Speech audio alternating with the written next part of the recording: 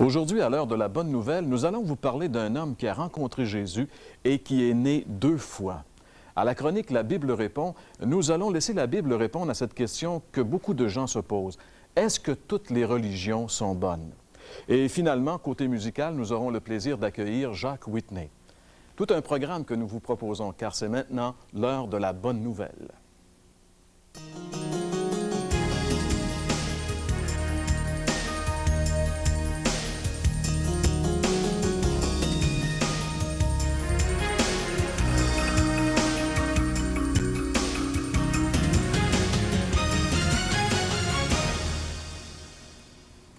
Mesdames, Messieurs, bonjour et re-bienvenue à l'heure de la bonne nouvelle. Il nous fait plaisir de vous retrouver à nouveau aujourd'hui.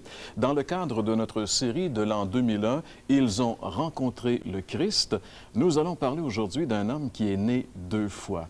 Et je pense que beaucoup de Québécois ont besoin de naître une seconde fois, car en réalité, François, on a vraiment de drôles de records ici au Québec. Record de suicide, record de divorce, c'est assez impressionnant. On voit que la société dans laquelle on est maintenant est de plus en plus perturbée par ce que la Bible appelle le péché, ou en fait, on voit d'une façon tout à fait concrète les résultats du péché. Et plusieurs sont prêts à tout donner ce qu'ils ont éventuellement pour repartir en neuf, recommencer leur vie. Et c'est exactement l'histoire de l'homme qu'on va voir aujourd'hui, où le Seigneur Jésus-Christ offre à cet homme de repartir à zéro, de recommencer à nouveau, de naître de nouveau. Et ceux qui pensent qu'ils n'ont pas besoin de cette nouvelle naissance parce que leur vie n'est pas aussi en lambeaux que certains, eh bien, j'aimerais dire à ces personnes-là que lorsque le Seigneur Jésus a dit à cet homme qu'il fallait qu'il naisse de nouveau, eh bien, il l'a dit à un homme religieux, un homme qui était bien, même un homme qui était un chef religieux. Donc, non seulement on a besoin de naître et de recommencer, mais peu importe comment notre vie est brisée. Merci bien, et j'aurai le plaisir d'être votre guide pour découvrir ensemble ce merveilleux passage des Saintes Écritures, immédiatement après ce qui suit.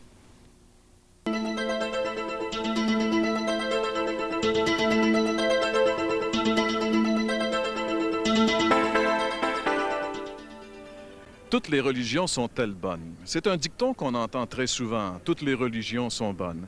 Avec notre pensée universaliste, nous avons même inventé la religion à la carte. Tout cela paraît bien beau, mais la Bible nous dit autre chose. En fait, la Bible nous dit exactement le contraire. La Bible nous dit que pour notre place au ciel, pour l'éternité, aucune religion n'est bonne, car aucune religion n'est le chemin du ciel. Jésus un jour a dit « Je suis le chemin, la vérité et la vie.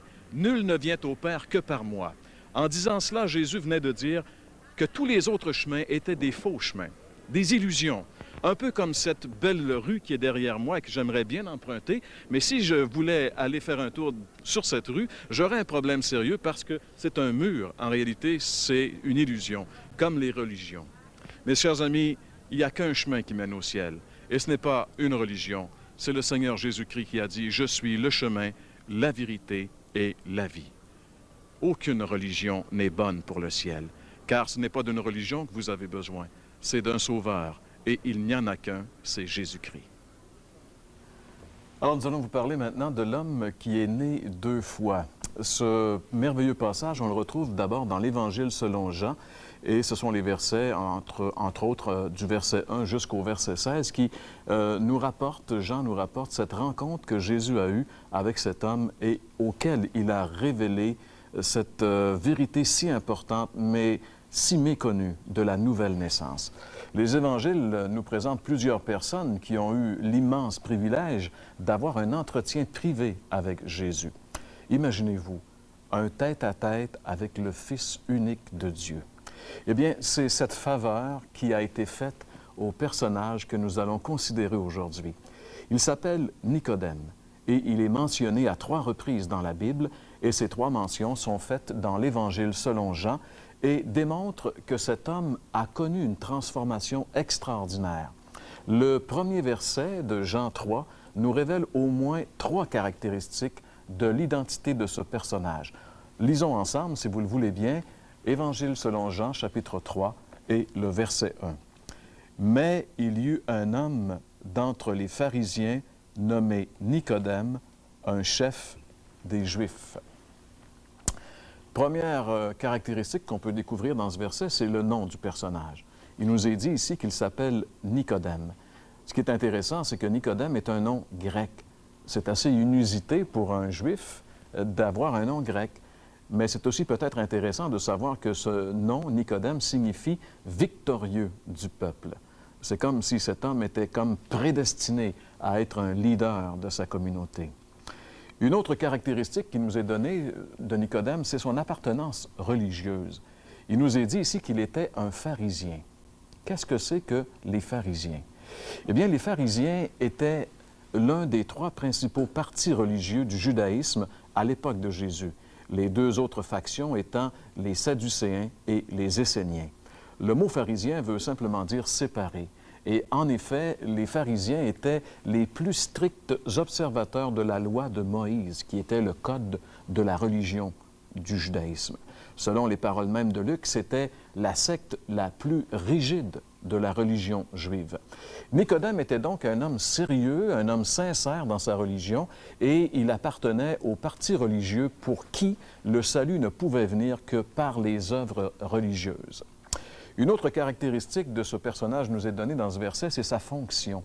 Il nous est dit ici qu'il était un chef des Juifs, ce qui veut dire qu'il faisait partie du Sanhédrin. Le Sanhédrin, à l'époque de Jésus, était ce gouvernement religieux juif qui était composé de 71 membres, qui étaient 71 notables d'Israël. Donc, tout ça nous laisse voir que c'était un personnage important. Une autre caractéristique de ce personnage assez étonnant nous est donnée au verset 10 de l'Évangile selon Jean, du chapitre 3, qu'on peut lire ensemble. Jean, chapitre 3, et le verset 10, nous lisons ceci. Jésus lui répondit, « Tu es le docteur d'Israël et tu ne sais pas ces choses. » Jésus ici dit à Nicodème, « Tu es le docteur d'Israël. » Jésus appelle Nicodème le docteur d'Israël. Le mot docteur signifie l'enseignant, le théologien. On pourrait dire le guide spirituel de son peuple. Nicodème était donc un des personnages les plus influents et les plus en vue de son peuple. Il faisait partie de l'élite, mais malgré tout cela, il n'avait aucune assurance quant à son éternité. Il avait à l'intérieur de lui un vide. Il avait aussi bien des questions auxquelles il n'avait jamais trouvé de réponse, même s'il était le docteur d'Israël. Et c'est probablement ça qu'il a décidé à venir consulter Jésus. Il est venu à la bonne personne, c'est sûr. Voici comment ça s'est produit, cette rencontre avec Jésus. Relisons ensemble un autre verset du chapitre 3 de l'Évangile de Jean, le verset 2. Il est dit, « Il vint, lui, auprès de Jésus de nuit, et lui dit, « Rabbi, nous savons que tu es un docteur venu de Dieu, car personne ne peut faire les miracles que tu fais si Dieu n'est avec lui. » Pourquoi est-il venu de nuit pour consulter Jésus? Peut-être est-ce à cause de sa condition sociale. En réalité, que vont dire ses collègues si le docteur d'Israël a besoin d'être enseigné par quelqu'un d'autre? Peut-être aussi est-ce que c'est une simple question de pratique. En réalité, Jésus était probablement beaucoup plus facile d'accès la nuit que le jour. On sait par les évangiles que des grandes foules entouraient Jésus. Ce n'était pas évident et très, très facile d'avoir accès directement à lui. Mais en réalité, peu importe pourquoi on vient à Jésus, l'important, c'est de venir à Jésus. Nicodème était très au fait et très intéressé par l'enseignement de Jésus. Il l'appelle, dans ce verset, nous avons lu, « Rabbi ». Rabbi est le titre que les Juifs utilisaient quand ils s'adressaient à leurs enseignants. C'était une appellation respectueuse décernée aux chefs spirituels.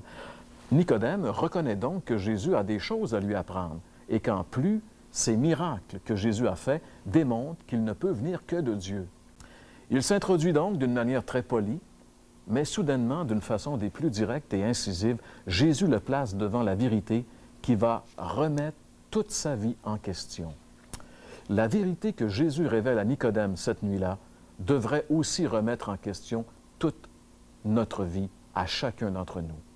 Quelle est donc cette vérité que Jésus révèle à Nicodème cette nuit-là?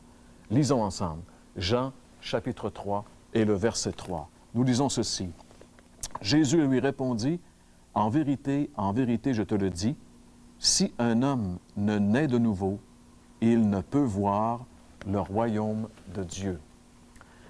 Un individu qui veut voir et entrer dans le royaume de Dieu doit absolument, selon les paroles mêmes de Jésus, naître une seconde fois.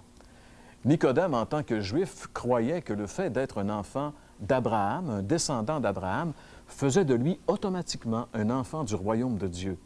Mais il se trompait grandement et il trompait les autres. Beaucoup de gens aujourd'hui sont un peu comme lui. Ils croient que le fait d'appartenir à telle ou telle religion, d'être né dans telle ou telle religion, fait automatiquement d'eux des enfants de Dieu. Mais la Bible dit que c'est faux. Jésus dit que pour qu'un individu, quel qu'il soit, puisse faire partie du royaume de Dieu, il doit naître de nouveau. Malgré son statut social imposant, malgré ses connaissances religieuses presque illimitées, malgré ses abondantes bonnes œuvres de pharisien, Nicodème était en dehors du royaume de Dieu. Et cela est vrai, mes amis, pour tout homme par nature. Nous sommes tous par nature en dehors du royaume de Dieu, peu importe notre religion, peu importe nos bonnes œuvres. Quelle révélation cette nuit-là pour Nicodème! Peut-être aussi pour vous qui écoutez cette émission aujourd'hui, c'est toute une révélation, comme ce fut pour moi toute une révélation il y a de cela 27 ans. Devant une telle affirmation, Nicodème ne demande pas à Jésus « Pourquoi naître de nouveau? » mais il lui dit « Comment naître de nouveau? » Lisons ensemble Jean chapitre 3 et le verset 4. Nicodème lui dit « Comment un homme peut-il naître quand il est vieux? Peut-il rentrer dans le sein de sa mère et naître? » La question de Nicodème démontre sa foi. Il veut savoir, parce qu'il veut l'avoir, cette nouvelle naissance qui est si indispensable pour le ciel. Comment une telle transformation est-elle possible? C'est là sa question. Et Jésus va lui répondre qu'il s'agit essentiellement d'une naissance spirituelle. Dans Jean, chapitre 3, versets 5 et 6, lisons la réponse de Jésus. Jésus répondit, « En vérité, je te le dis, si un homme ne naît d'eau et d'esprit, il ne peut entrer dans le royaume de Dieu. Ce qui est né de la chair est chair, et ce qui est né de l'esprit est esprit. » En guise de réponse, Jésus lui répète cette même affirmation énigmatique, mais cette fois-ci avec quelques explications. Comme la vie commence par la naissance, la vie spirituelle commence par une nouvelle naissance. Et ce qui est intéressant, c'est que le mot grec, le mot dans le texte original, ici en grec pour « de nouveau », « naître de nouveau », c'est le mot « anothène ». Et ce mot signifie aussi « d'en haut », car cette nouvelle vie, cette vie nouvelle, elle vient d'en haut, elle vient du ciel, elle vient de Dieu, le Saint-Esprit, qui vient habiter le cœur du croyant et changer complètement sa vie. Jésus révèle ici que cette naissance, elle est une naissance spirituelle. Les termes « eau » et « esprit » sont deux mots qui signifient la même chose. En réalité, c'est une espèce de figure de style qui consiste à utiliser deux mots différents pour dire la même chose. La preuve que Jésus parle essentiellement de la nature spirituelle de cette nouvelle naissance est la déclaration formelle du verset 6. « Ce qui est né de chair est chair, ce qui est né de l'esprit est esprit. » Comme un homme doit naître physiquement pour faire partie de ce monde physique dans lequel vous et moi évoluons, eh bien, il doit naître spirituellement pour faire partie du royaume de Dieu, c'est-à-dire faire partie de la famille de Dieu et obtenir la citoyenneté céleste pour toujours. Ce qui veut dire que l'entrée dans le royaume de Dieu n'a rien à voir avec la religion. Comme pharisien, membre de la secte la plus rigide de la religion révélée par Dieu lui-même, Nicodème était en dehors du royaume de Dieu. L'entrée dans le royaume de Dieu n'a rien à voir avec nos connaissances philosophiques, nos connaissances ésotériques, nos connaissances religieuses. En tant que docteur d'Israël, Nicodème était en dehors du royaume de Dieu. L'entrée dans le royaume de Dieu n'est possible que lorsque nos péchés sont pardonnés et que Dieu, le Saint-Esprit, est venu faire sa demeure chez nous, et cela arrive seulement le jour où nous recevons le Seigneur Jésus-Christ comme notre Sauveur personnel. Pour bien illustrer cette vérité à Nicodème, Jésus lui a rappelé une histoire véridique qu'avait vécu le peuple de Dieu dans le désert il y avait presque 2000 ans, à l'époque où Jésus a rencontré Nicodème. Cette histoire nous rappelle Jésus, c'est l'histoire du peuple hébraïque, le peuple hébreu qui est sorti de la captivité de 4 siècles d'esclavage, de captivité en Égypte. Le peuple est sorti sous la conduite de ce grand leader qui était Moïse. Ils sont entrés dans le désert du Sinaï, ils devaient franchir le désert avant d'entrer dans le pays promis. Et puis, dès leur sortie, ils ont commencé à murmurer de leur état, à se plaindre de leur état.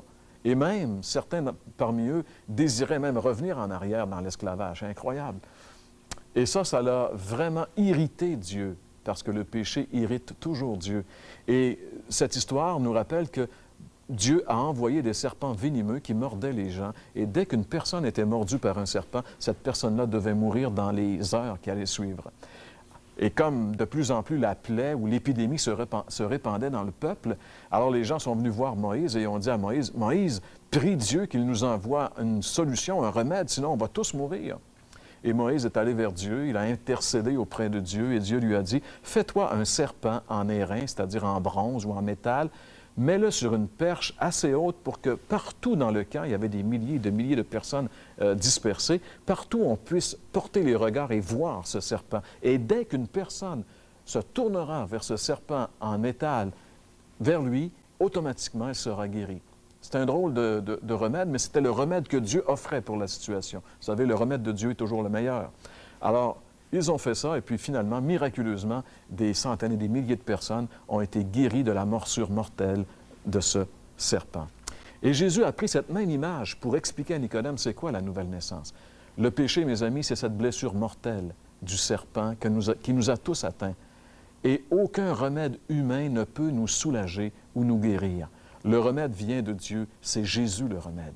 Car Jésus a porté nos péchés sur la croix où il a été élevé et il a subi à ma place, à votre place, le châtiment de Dieu pour nos péchés. Et je crois de tout mon cœur en cette œuvre unique. Si vous le faites, si vous croyez de tout votre cœur en cette œuvre que Jésus a accomplie, la Bible dit que vous allez obtenir immédiatement la vie éternelle. De la même façon que la personne mordue par le serpent il y avait plusieurs milliers d'années dans le désert, était automatiquement guérie lorsqu'elle se tournait vers le serpent de métal. Et à ce moment-là, le Saint-Esprit vient habiter en nous et il se met à transformer notre vie et nous sommes nés de nouveau. C'est ça la nouvelle naissance. Cette nuit-là, Nicodème a cru en Jésus et il a cessé de se confier en sa religion, il a cessé de se confier en son statut social et en ses bonnes œuvres et il s'est confié uniquement en l'œuvre que Jésus allait accomplir pour lui à la croix et il est né de nouveau. La preuve que Nicodème est né de nouveau, c'est que à partir de là, il n'a plus eu peur de s'identifier publiquement pour le Seigneur Jésus-Christ. Regardez avec moi dans l'Évangile de Jean, toujours, chapitre 7 et le verset 50. Nicodème, qui était donc un membre influent de la société d'Israël, on l'a lu tantôt, il était membre du Sanhédrin, donc il avait à juger ce qui se passait en Israël. Un jour, on a dû prendre un jugement sur la personne de Jésus parce que Jésus dérangeait. Vous savez, Jésus dérange toujours. Et au verset 50, nous lisons ceci. Au verset 49 et 50, « Mais cette foule qui ne connaît pas la loi, ce sont des maudits. Nicodème, qui était venu de nuit vers Jésus et qui était l'un d'entre eux, leur dit, « Notre loi condamne-t-elle un homme avant qu'on l'entende et qu'on sache ce qu'il a fait? » Nicodème a pris position pour Jésus.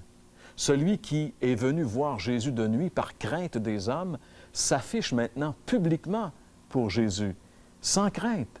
Il n'est plus le même. C'est plus le même Nicodème, il est né de nouveau. Il est l'homme qui est né 2 fois. Et c'est là, mes amis, que commence le véritable christianisme chez tout individu. Ça commence par la nouvelle naissance. Vous qui écoutez cette émission aujourd'hui, pouvez-vous dire hors de tout doute que vous êtes né de nouveau, que vous êtes né 2 fois? Jésus a dit, si un homme ne naît de nouveau, il ne peut ni voir, ni entrer dans le royaume de Dieu. Pourquoi, pendant que vous êtes vivant, pendant que vous avez toutes vos capacités, vous avez entendu aujourd'hui cette histoire qui vient de la Bible, qui est la vérité? Vous avez entendu que Jésus a dit, si un homme, si un être humain, quel qu'il soit, ne naît pas une seconde fois, il ne pourra jamais entrer dans le royaume de Dieu. Vous avez entendu cette vérité. Je ne l'ai pas inventé, mes amis. Ce passage est dans les Écritures depuis 2000 ans. C'est la vérité de Dieu. Pourquoi, pendant que vous avez entendu cette vérité, pendant que vous pouvez venir à Jésus, pourquoi ne pas venir à lui maintenant? lui donner votre vie et naître de nouveau. C'est possible. C'est possible, mes amis, et c'est possible maintenant. Si vous voulez vraiment venir à Jésus, si vous voulez expérimenter cette nouvelle naissance, demeurez avec nous. Dans quelques secondes, on vous dira ce que vous avez à faire pour que cette merveilleuse chose vous arrive.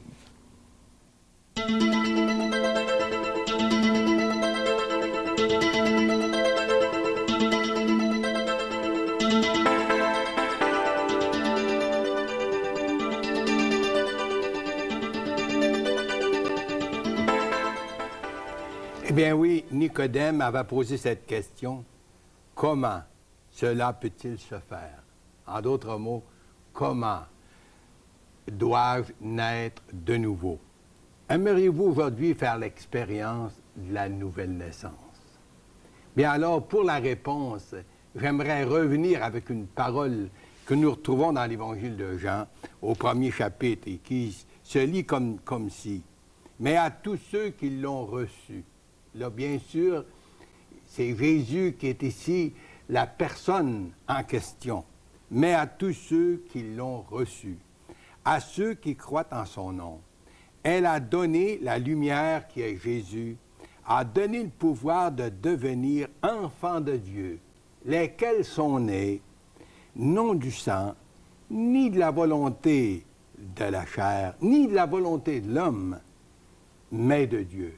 Alors, on est conscient que la nouvelle naissance, c'est vraiment l'œuvre du Saint-Esprit, l'œuvre de Dieu dans le cœur de l'homme. Mais je voudrais qu'on ressouligne un peu les vérités qui ressortent dans ce verset. Très souvent, on est confronté à des versets et puis on ne s'arrête pas pour saisir l'impact, la vérité du texte. Mais à tous ceux qui l'ont reçu, ceux qui croient en son nom. C'est donc par la foi qu'on reçoit Jésus. Vous savez, dans le livre de l'Apocalypse, chapitre 3, verset 20, Jésus avait dit, « Voici, je me tiens à la porte et je frappe. Si quelqu'un entend ma voix et ouvre la porte, j'entrerai chez lui. » Alors, vous savez, on reçoit Jésus dans notre vie comme on reçoit un visiteur dans notre maison. Mais c'est par la foi qu'on répond justement à Jésus qui frappe à la porte de nos cœurs. Et puis là, c'est dit, il nous donne ceux qui croient en son nom. C'est donc par la foi qu'on reçoit Jésus. Il nous donne le pouvoir de devenir enfant de Dieu. C'est le Seigneur Jésus qui, lorsqu'on le reçoit, lorsqu'il vient habiter dans nos cœurs, bien justement, il nous donne ce pouvoir.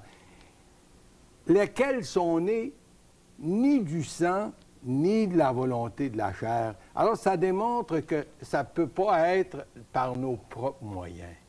Mais c'est seulement lorsque, par la foi, j'accepte Jésus, j'invite Jésus dans mon cœur, dans ma vie. Et c'est lui qui, une fois qu'on l'accepte par la foi, fait ce travail de transformation. C'est vraiment l'Esprit Saint qui incarne en nous cette nouvelle vie, qui rend présent en nous la vie de Jésus. Alors, cher ami, pourquoi pas lui ouvrir votre cœur aujourd'hui même, puis recevoir Jésus, l'inviter dans votre cœur. Et vous aussi, vous allez faire l'expérience de la nouvelle naissance. Qu'il en soit ici, pour la gloire de Dieu.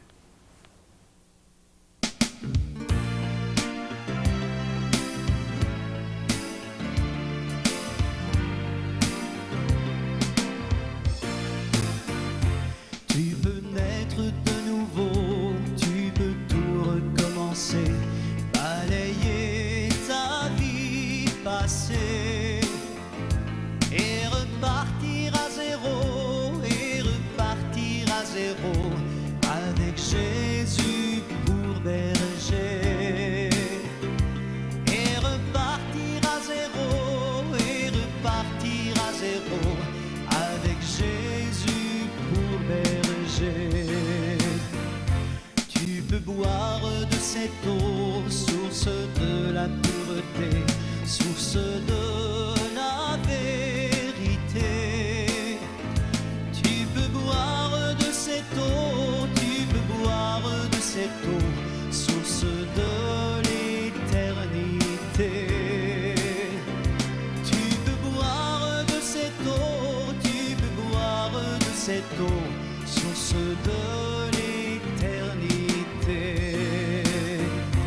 Tu peux être pardonné pour tous tes péchés passés, car Jésus a tout payé. Tu peux recevoir la paix, tu peux recevoir la paix, source de la liberté. Et repartir à zéro avec Jésus pour berger. Et repartir à zéro avec Jésus pour berger.